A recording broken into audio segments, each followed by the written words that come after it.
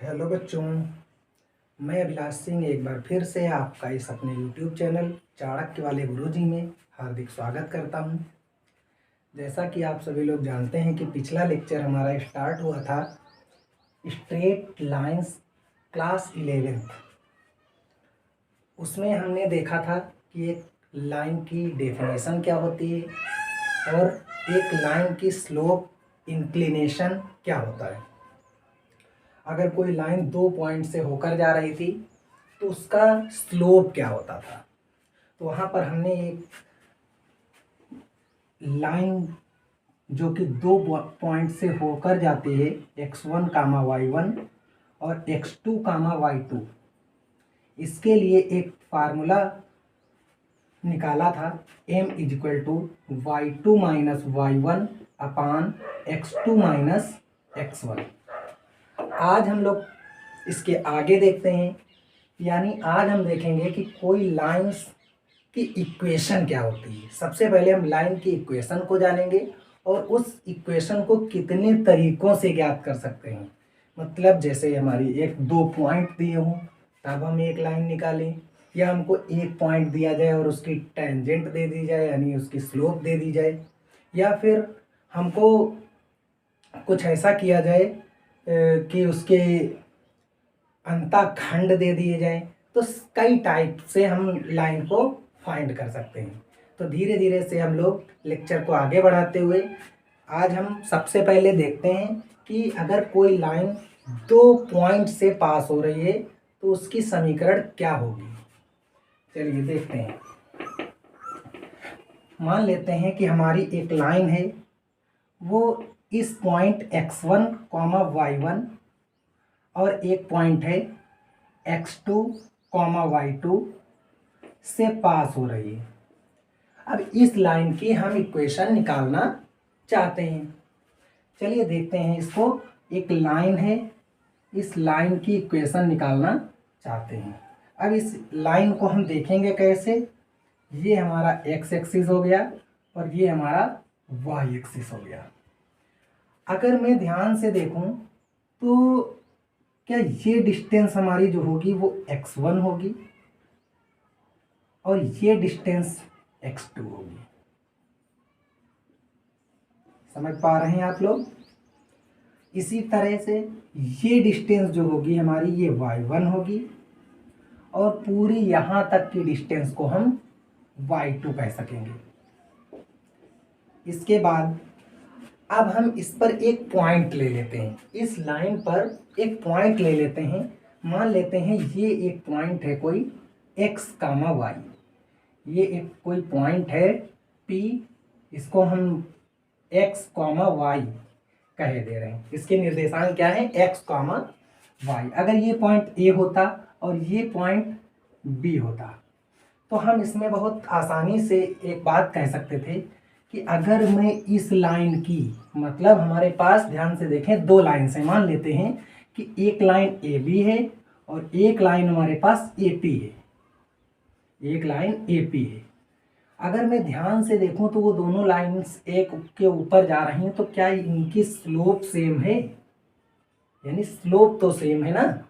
तो मैं इन दोनों में कुछ नहीं करूंगा, इन दोनों लाइंस की स्लोप सेम कर दूंगा। यानी क्या कहूंगा,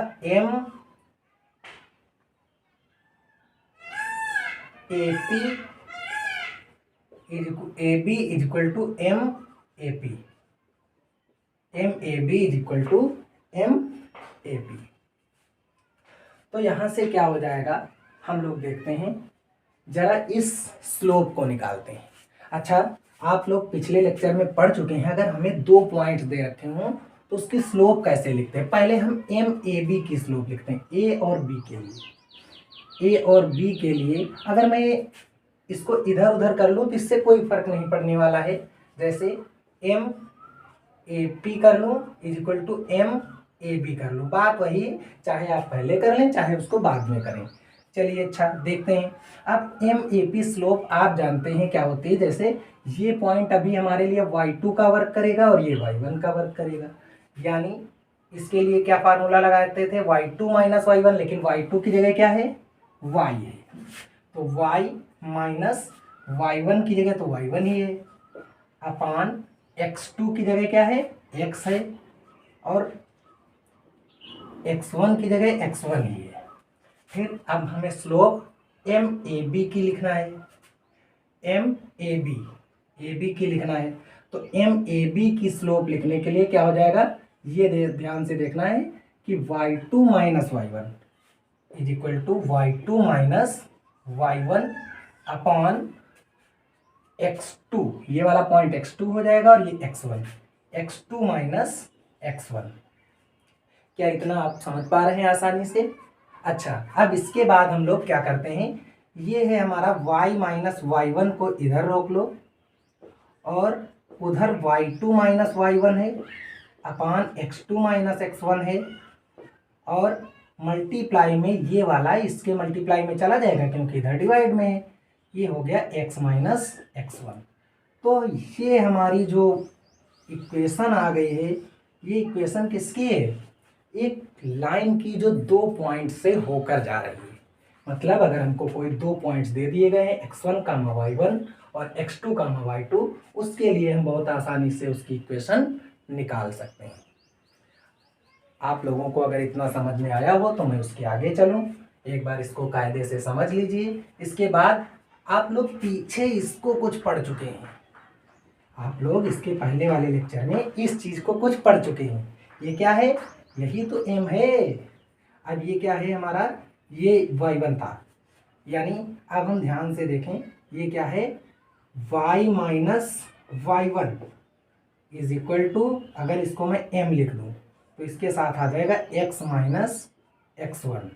यानी अगर हमको कोई एक पॉइंट दे दिया जाए, जैसे कोई एक पॉइंट दे दिया जाए कि x कामा y है या x1 कामा y1 है, और उस लाइन की स्लोप दे दी जाए और कहा जाए कि अब आप इस दोनों की सहायता से क्या करें, एक लाइन की इक्वेशन फाइंड करिए, तो आप बहुत आसानी से इसको भी निकाल सकते हैं, क्योंकि x1 और y1 की वैल्यू आप यहाँ पुट कर सकते हैं और m की वैल्यू यहाँ पुट कर सकते हैं, सीधे आपको इक्वेशन मिल जाएगी।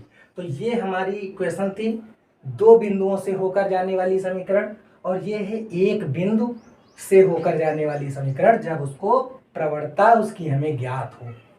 इसके बाद हम लोग कुछ और देखेंगे। अब जैसे हम इसके बाद देखेंगे इंटरसेप्ट फॉर्म, मतलब इंटरसेप्ट फॉर्म क्या होती है।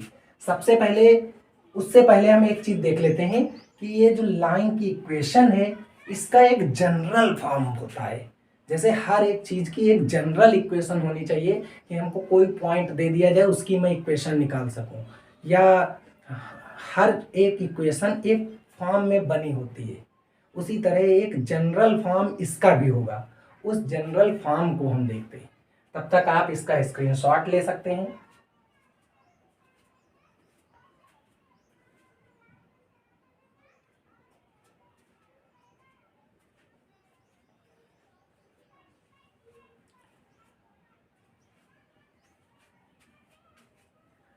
अच्छा, अब मैं इसकी जनरल फॉर्म निकालने के लिए अभी मैं इसको नहीं मिटा रहा हूं, इतने को रफ कर रहा हूं, इसके बाद देखता हूं।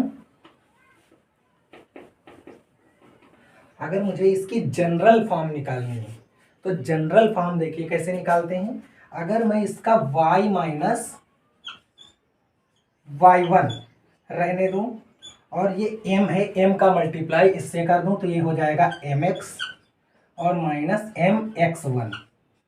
अच्छा, यहां से मैं क्या कर सकता हूं, y minus y1 is equal to, यहां से y1 को इधर भेज दीजिए आप, y को यहाँ रोकें और mx माइनस x1, यानी ये है mx और यहाँ पर है माइनस का y था, ये प्लस का y आकर के बन जाएगा, और ये क्या है माइनस mx1।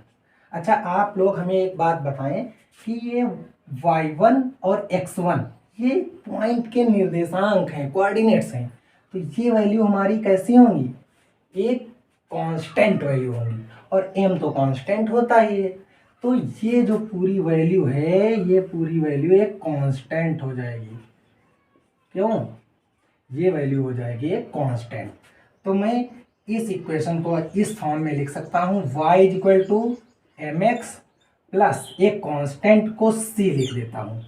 तो ये होती है general form of a straight line, general form of a straight line.